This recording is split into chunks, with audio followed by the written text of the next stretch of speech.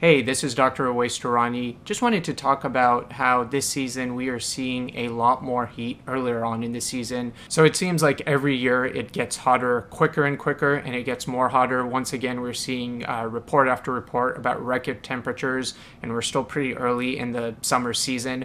We're also seeing all types of record climate related patterns as well. And so this is something that we're going to experience obviously this season, but it's going to be something that we're going to have to live with likely for the rest of our lives. And so it's really important that we know the signs and symptoms of heat exhaustion and heat stroke so that you yourself are safe, and then you can keep an eye out for those around you as well. We're already starting to see patients come in with heat stroke, heat exhaustion, and all types of heat-related illnesses.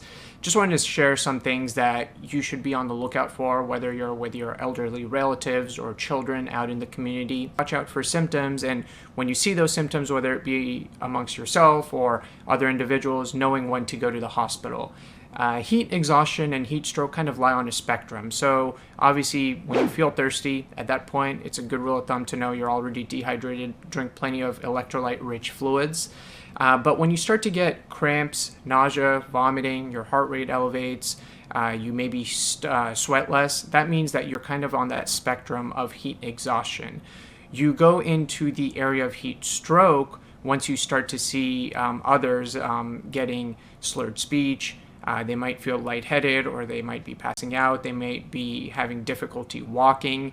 They might be confused and not really understanding what you're saying. That's an emergent situation where 911 needs to be called, and that patient needs to be evaluated in the hospital immediately.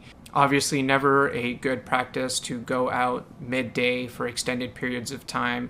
And then long term, you can get things like skin cancer. And so always make sure that you put on some good sunscreen as well. Now, if you see someone kind of exhibiting some of these symptoms, number one, get them out of the direct sunlight. Number two, call 911. And then while you're waiting for 911, cooling that person as quickly as possible. So if there's ice available, putting ice all around them. If there is like a kiddie pool, putting ice in that kiddie pool and getting them in them. Obviously making sure that they're not going to drown or have their head submerged. But those are kind of some quick things you can do while waiting for 911.